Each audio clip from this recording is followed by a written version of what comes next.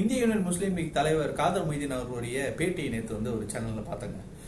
கிட்டத்தட்ட ஒரு 1.25 மணி நேரம் பேட்டின்னு வச்சுங்களேன்.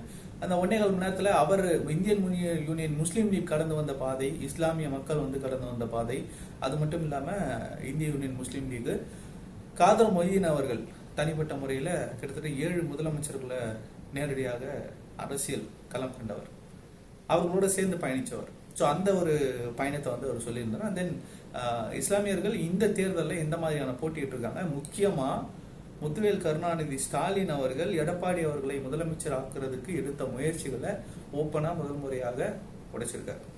ஸோ இதுக்கு முன்னாடி எல்லாரும் பேசினவங்கலாம் திருமாவளவனும் சரி, இல்லை மற்றவர்களும் சரி, வேறு யாரோ பேசப்பட்டாங்க, 7ஆம் கட்ட தலைவர்கள் பேசினாங்க அப்படி இப்படின்னு சொல்லிட்டு இருந்தாங்க.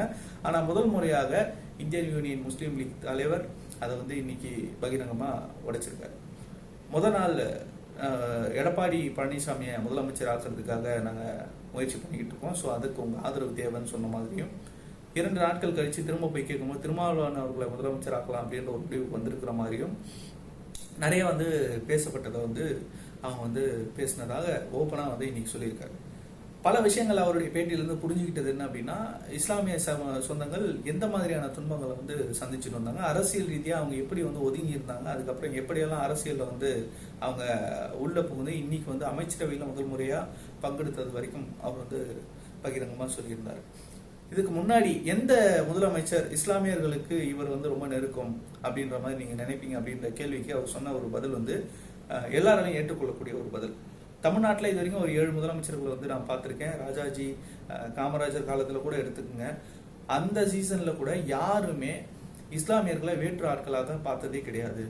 இஸ்லாமிய சொந்தங்களை வந்து நம்மள ஒருத்தராக தான் அவங்க வந்து பார்த்து பாவிச்சிருக்காங்க. கூட குறைய இருக்குமே தவிர, செஞ்சது செய்யாததுன்னு கூட குறைய இருக்குமே தவிர, ஆனால் யாருமே வந்து இஸ்லாமிய சகோதரர்களை வேறு மாதிரிமா பார்த்ததில்லை. அது நம்ம மண்ணுடைய கலாச்சாரம், நம்ம தமிழ்நாட்டுக்கே உரிய ஒரு கலாச்சாரம். நாடு முழுக்க பல கலவரங்கள், பல மத மோதல்கள், என்ன ஒரு இன்னல்கள் வந்தாலும் தமிழ்நாடு மட்டும் எப்பவும் வந்து இந்த மாதிரி ஒரு அமைதி பூங்காக தான் இருந்திருக்கு. அதுக்கு காரணம் இந்த மக்கள் வந்து சொல்லக்கூடிய விஷயம்.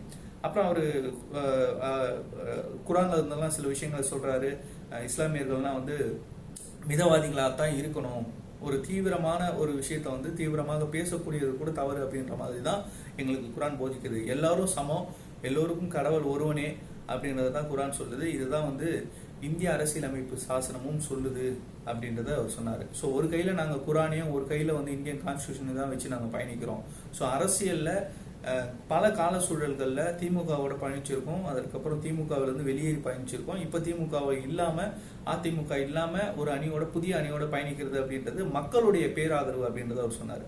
அந்த இடத்துல வந்து அவர் வியந்து சொன்னது என்ன அப்படின்னா, நாங்கள் ஆதரவு கொடுக்குறோம், அமைச்சரவையில் பங்கேற்கிறோம்னு சொன்ன உடனே எங்களுடைய அலுவலகத்தை தேடி விஜய் அவர்கள் முதலமைச்சர் வரேன் அப்படின்னு சொன்னார். நான் வேண்டாம் அப்படின்னு சொன்னேன்.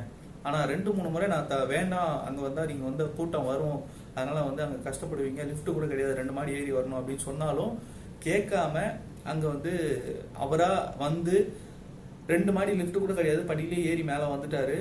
அவருக்காக நாங்கள் வாடகை சோஃபாலாம் வாங்கி போட்டிருந்தோம் அப்படின்னாரு. இந்த சோஃபா மாடலும் அங்கே வந்து உடஞ்சி போச்சு. சோஃபா மாடல் சொல்லிட்டு இருந்தாங்க இல்லையா. ஸோ வராரு முதலமைச்சர், சீஃப் மினிஸ்டர் வராருன்னும் போது நம்ம அலுவலகத்துக்கு வரைக்கும் யாரும் வந்ததெல்லாம் வராங்க, அதனால வந்து ஒரு சோஃபாவாவது போட்டு வைக்கணும், வாடகை சோஃபா வாங்கிட்டு வந்து போட்டோம் அப்படின்னு சொல்லக்கூடிய அந்த வரியும் வந்து நம்ம உன்னிப்பாக கவனிக்க வேண்டியிருக்கு. ஏன்னா இங்கே உளறல் நிதின்னு ஒருத்தர் இருக்கார் இல்லையா, எதிர்கட்சி தலைவர், உளறதே ஒரு குழப்பம் வச்சிருக்காருல்ல, அவர் சட்டமன்றத்துலாம் சொல்ல சோஃபா மாடல், புஷ்பா மாடல் நீட்டு இருக்காரு. இங்கே வாடகை சோஃபா வருது, இது கூட தெரியல, என்னத்த சொல்றதோ போங்க தான் இருக்கு. ஸோ இந்த ஒரு விஷயம் வந்து கிளாரிஃபை ஆகுது. அதுக்கப்புறம் அவர் நேராக போய் அவர் பேசின விதம், அவர் பழகின விதம், அவர் கிரவுண்ட் டு எர்த் இருக்கிறது, அப்புறம் வந்து நிறைய பிரச்சனைகள். நாங்கள் சொன்னது ஒரே ஒரு கோரிக்கை தான், இந்த ஆட்சி அமைகிறதுக்கு கடந்த ஆட்சியில் நிறைய விஷயங்கள் வந்து திட்டங்கள் செயல்படுத்தியிருந்தாங்க, அந்த திட்டங்கள் எதுவும் நிறுத்தப்படக்கூடாது, அது ஒன்று தான் உங்கள் கோரிக்கையாக வைக்கிறோம் அப்படின்றத சொல்லியிருந்தாங்க. ஏன்னா கடந்த ஆட்சியில், அதுக்கு முன்னாடி ஆட்சியில் நடந்துகிட்டு இருந்த செயல் திட்டங்கள், நலத்திட்டங்கள் எல்லாத்தையும் நிறைய நிறுத்திட்டாங்க, அதனால் நீங்கள் பண்ணிடாதீங்க அப்படின்றத சொல்லியிருந்தாங்க போல். ஸோ அதையும் வந்து சொல்லியிருந்தாரு. அதை கண்டிப்பாக வந்து தொடரும், அதில் எந்த மாற்று கருத்தும் இல்லை. அதை இன்னும் செம்மையாக சீரும் சிறப்புமாக நம்ம வந்து செய்வோம் அப்படின்றத தான் வந்து முதலமைச்சர் சொன்னது அவர் சொன்னார்.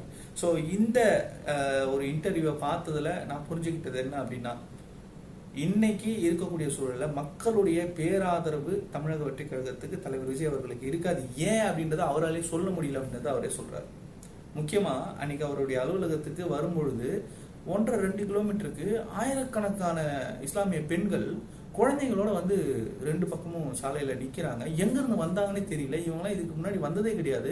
இன்னும் முக்கியமாக சொல்ல போனால் இஸ்லாமிய பெண்கள், குழந்தைகள் அரசியல் பேசுனதே கிடையாது.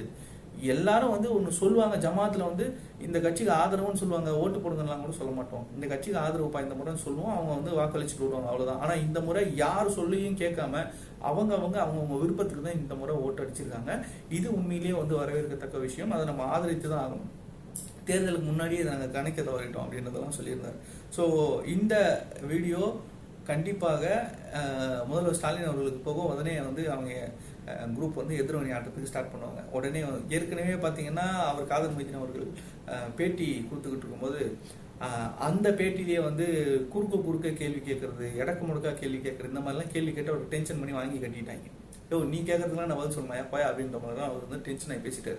ஒரு ரொம்ப பொறுமையாக பேசக்கூடிய ஒரு தலைவரை டென்ஷன் பண்ணக்கூடிய வேலையை நீங்கள் ஊடகங்கள் செஞ்சுட்டு இருக்கு. அதனால அவர் வந்து அந்த மாதிரி பத்திரிகை சந்திப்புலையும் வந்து அதை பண்ணியிருந்தாரு. ஸோ இதை பார்க்குற நம்ம புரிஞ்சுக்க வேண்டியது ஒன்று தான். இன்னைக்கு மக்களுடைய பேராதரவு தமிழக வெற்றி கழகத்திற்கு, அதுதான் ஒரு பயமும் கூட.